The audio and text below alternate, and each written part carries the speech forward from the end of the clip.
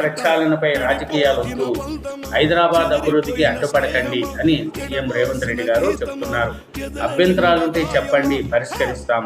ప్రతిపక్షాలను సూచనల కోసం డిప్యూటీ సీఎం అధ్యక్షతన కేబినెట్ సబ్ కమిటీ వేస్తున్నాం. సుందరీకరణకు కాదు, నల్లగొండ ప్రజల ప్రాణాలు కాపాడడానికి మూసీ ప్రక్షాళన అని మన సీఎం రేవంత్ రెడ్డి గారు చెప్తున్నారండి.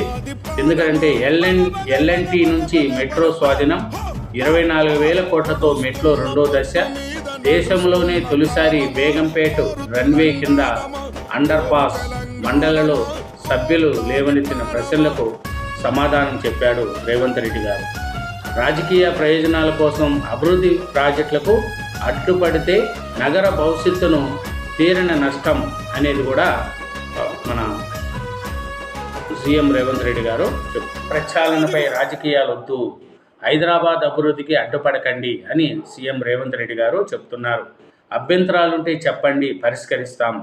ప్రతిపక్షాలను సూచనల కోసం డిప్యూటీ సీఎం అధ్యక్షతన కేబినెట్ సబ్ కమిటీ వేస్తున్నాం. సుందరీకరణకు కాదు, నల్లగొండ ప్రజల ప్రాణాలు కాపాడడానికి మూసీ ప్రక్షాళన అని మన సీఎం రేవంత్ రెడ్డి గారు చెప్తున్నారండి.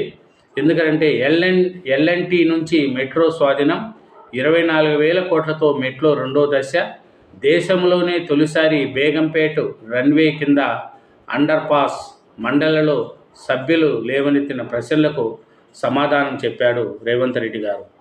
రాజకీయ ప్రయోజనాల కోసం అభివృద్ధి ప్రాజెక్టులకు అడ్డుపడితే నగర భవిష్యత్తును తీరని నష్టం అనేది కూడా మన సీఎం రేవంత్ రెడ్డి గారు